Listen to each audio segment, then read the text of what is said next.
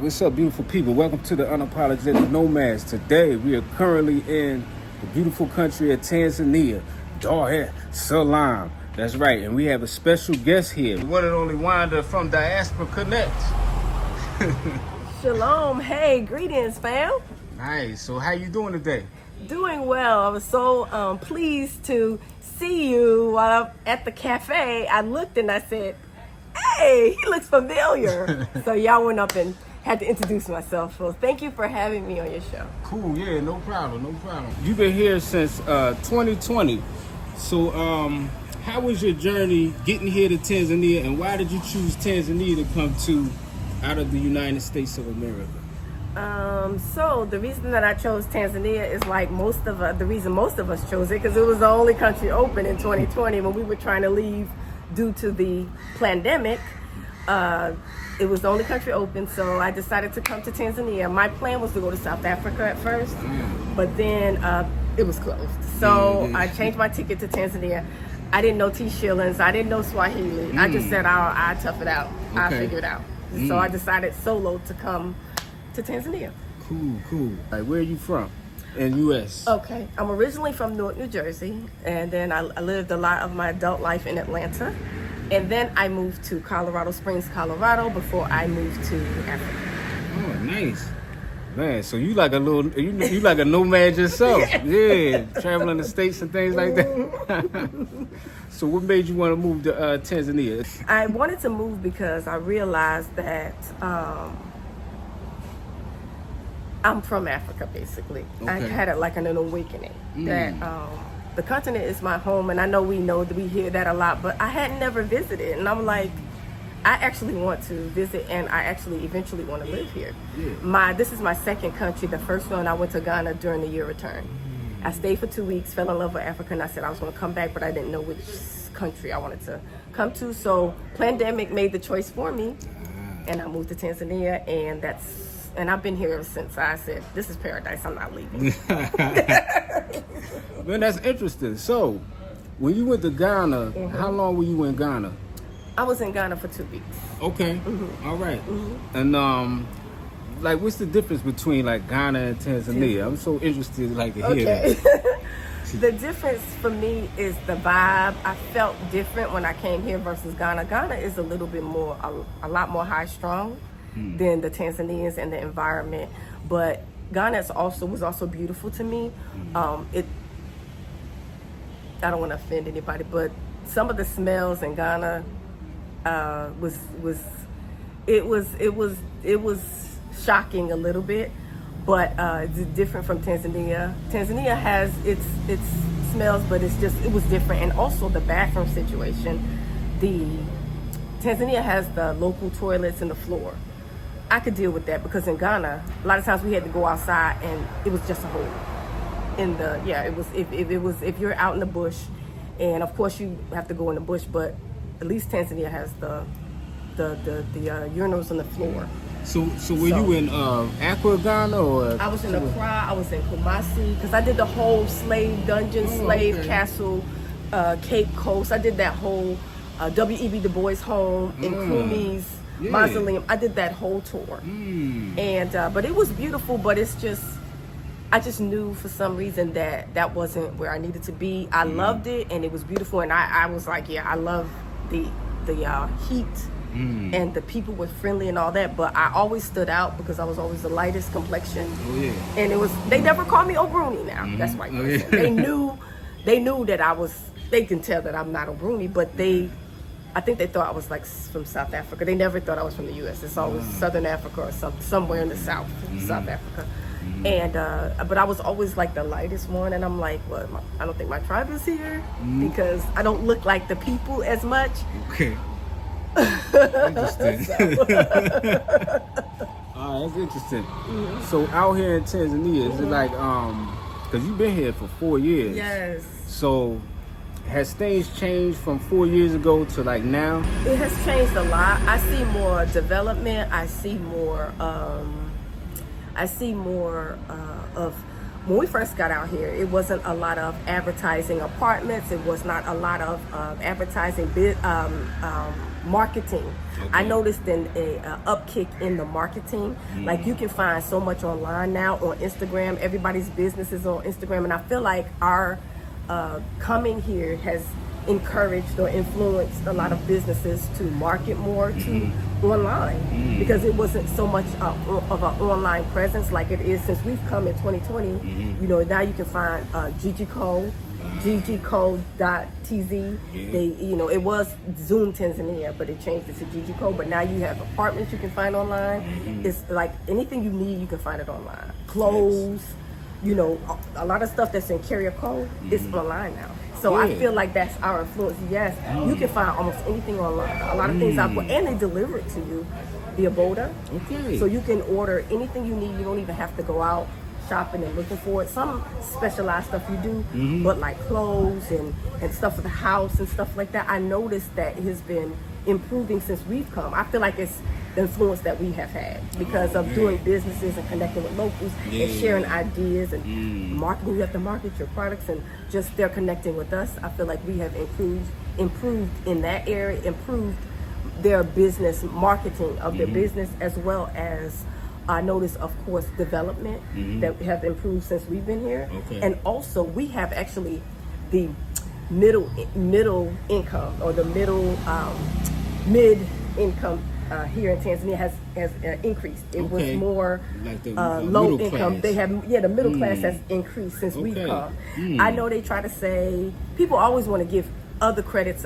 They don't never want to give us credit for improving a country. But look at Ghana. And the same thing we did in Tanzania. Wherever we come as a group, that economy always improves. Whether it's overcharging and this and this and that, but our influence, our skills, our ideas, our expertise, we incorporate that, and we deal with locals, so we help increase their businesses. So I see a difference now from how it was when I first came here. When I first came here, and in Bezzy Beach, this area, you couldn't find a place online to rent. You have to go door to door looking for a place. Now you don't have to do that. You can go on Instagram. You can go on Facebook Marketplace. You can go on GGCo and find a place. You don't have to go door to door looking for a place. I had to do that. So I see a difference. Nice. Because you've been here a long time. I know you've seen a lot of people come, a lot of people leave, and you also do like consultations and things like that. So you're in that world and you know what's going on. What's the biggest reason that you think people, I guess, have to go back to the States after coming here? Planning. I don't know. Okay. Yes. The sun. So finances, I would say. Finances is the biggest concern or issue that a lot of diasporas have, is the finances or planning. I'm not going to focus so much on planning. A lot of people do, but I have to admit, I didn't plan. I didn't plan, I guess, accordingly, but I had a plan. So I was like, I had a plan A and a plan B and possibly a plan C. So if one area fell through, I had another plan. If that one fell through, I had another. So I thought of that once I arrived here. So I didn't plan ahead like I probably should have, but I think finances is a huge reason why a lot of people leave. They don't have income. And so even when I do consultations, I always encourage them, even in America, if you want to come to any African country for that matter, you got to do some online stuff, create a business, or do something online where you have that income generate, or different streams of income from different ways to get, So I try to encourage them to do that because that will be helpful. It's not as expensive here, but you do need some streams of income, and you can't only depend on the business that you want to open here, because a lot of times you may at first not make a lot of money. Like me, I have a consultation business that I started in 21. Y'all know, y'all don't make a lot of money. Come on now, be realistic. I don't make a lot of money, but I didn't expect to. But every now and then, with other things that I have going on, it comes in handy. But my rent is not that expensive. My rent is like $200 a month. So between consultations, even if I just get 3 consultations, I charge $60 for an hour. So I have that and other things. You just have to have other streams of income to sustain yourself. And even if you have a rental and you have extra room, you can rent your room out. It's different ways, and that's what I figured out being here, which I think is what sustained me, because I've always had an extra room, so I can rent it out to help with your rent or your bills, or you work together with that person until they find a place. That's what I would do when I initially started. I would use that room for like single women, or like a woman with like one child. They could stay with me for like a month or however long they needed until they found a place. So that helps also to sustain yourself. Okay. What country do you see the most people from the diaspora coming here to Tanzania? America for sure. Okay. For sure. I see some Jamaicans. And I see some Black British. Okay. And some Black people from Canada. Those are kind of like the top ones that I've met and that I've connected with, but mainly U.S. There's a lot of us from the U.S. coming here. A lot of us. Nice. Is there like a community here where people get together and have little, like, I guess on holidays, come together and do stuff like that? There are pockets of us here, and I would say small groups. So some people say, oh, you know, we don't get along, and we do things, but it's like in smaller groups. So it's kind of like, I would say kind of cliquey, but it's a lot of us here, and we do different things for different things for different occasions together with certain people. So it's certain people that I click with, and I get together with groups for certain occasions for different things. You know, we might go out to lunch, or we might go, so it's not like just one group. And for me, I know a lot of people since I've been here. And between people I've helped or people that knew me or whatever, we get together at different times. But for the most part, we kind of, everybody does their own thing. And there are a lot of people that are not online. So we get together offline and do a lot of things too. Cool. So like a typical day here in Tanzania, because if you're coming from the States and you've never been like to Africa or even lived in another country, like what's a typical day here? Like what is there to do? Like here in Tanzania? Tanzania is, you know, it reminds me of like a retirement type of place, because it's relaxing. Like you can go to the beach every day if you want to. You can just chill. It's everything is so laid back. So it's nothing that, you know, whatever you want to do. If you want that life of hanging out in the city, you can go to Masaki. But if you want to be out further and you just want to, like me, I like, you know, being alone, peace and quiet.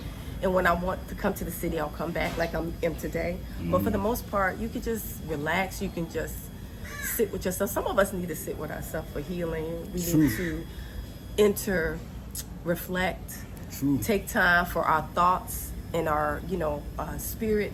I help a lot of the people that come here, especially the older people, just to relax, because we're so used to hustle and bustle, you know. So you can do anything you want to do, but you have peace. You don't have people lording over you, telling you what to do, what time to sleep and eat with the 9-to-5 situation. So it's just beautiful. It's just paradise. It's hot because some people complain Dar is the hottest, but I like it. I like this weather.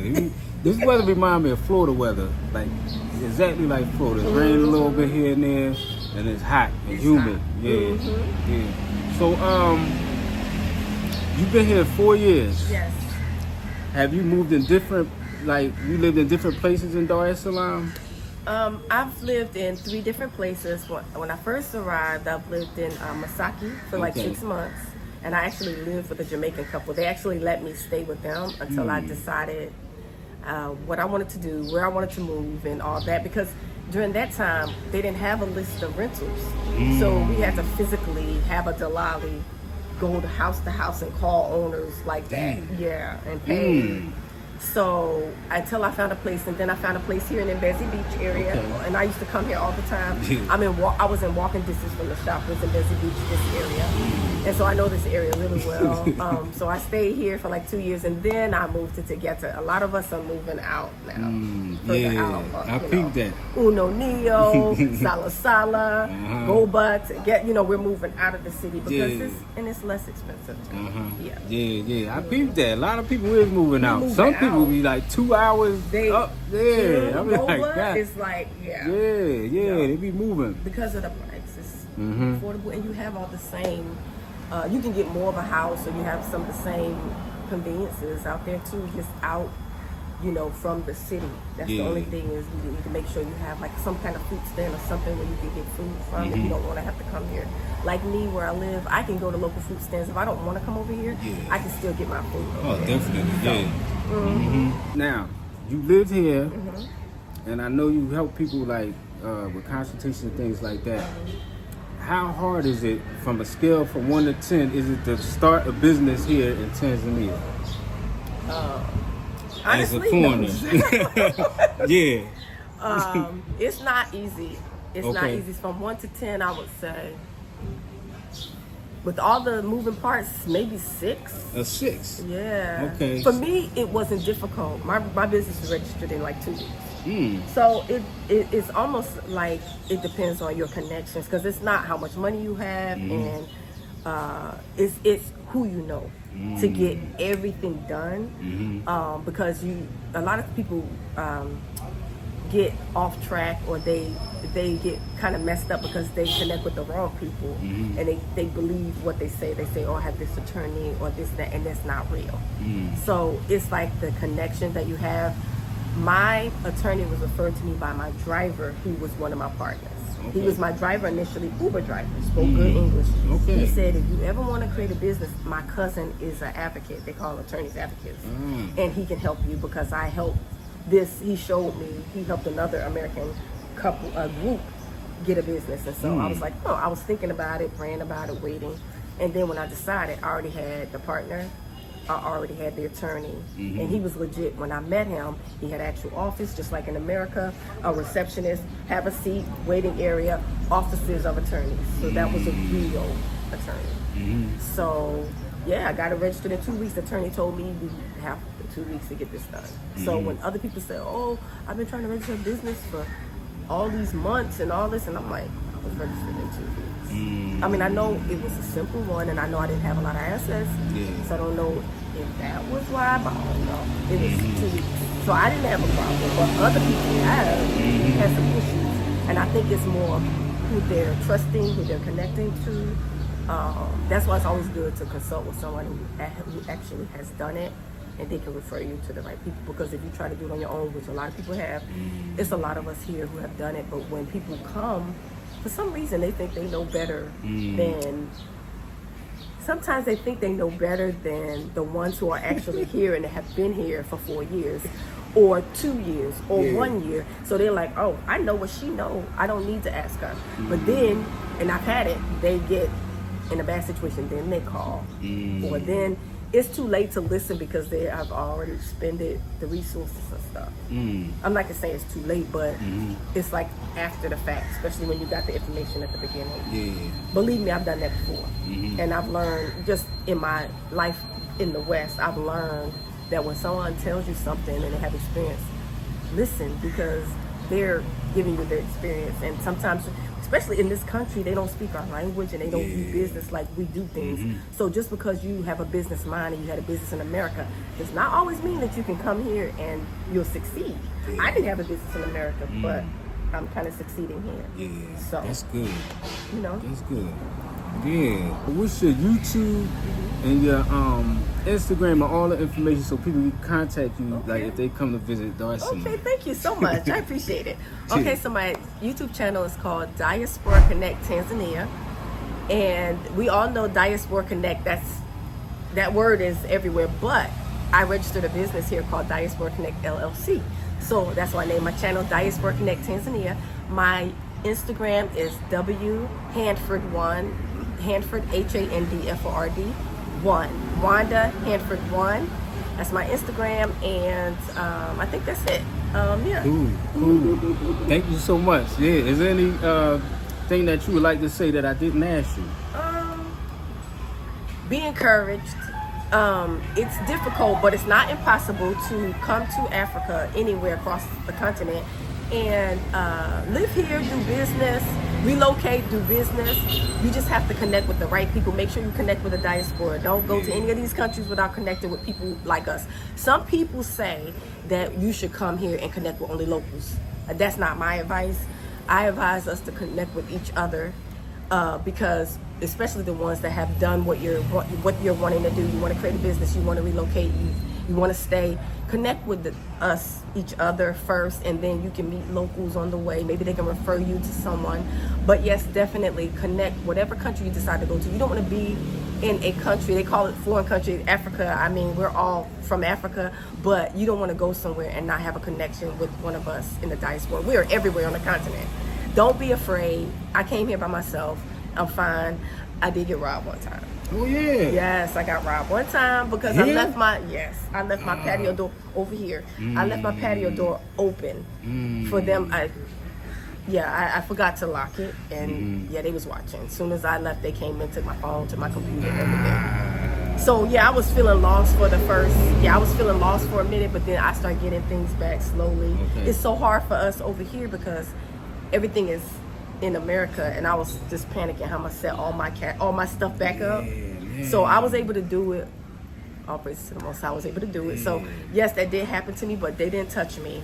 It's crazy. I know I was protected because they came in there while I was asleep. Man. And I think they did something to my sleep because I'm a sound sleeper, but I was sleeping like a brick.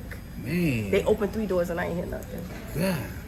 And so that is, it can happen, but I was protected. And one thing about here, if there's a crime, it's usually like a robbery or petty theft. They're not trying to take your life. They're not trying to hurt you.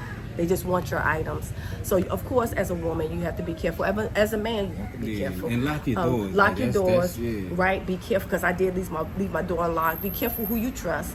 But it's possible. I've been here, and I have a business. It's small, but it's a work in progress too. So you can build on it. Start off small and work your way up. You don't want to expend all your resources because you have them and do this like massive project or business, and then things financially don't work out. So start off small and work your way up. So that's basically nice. Yeah, definitely.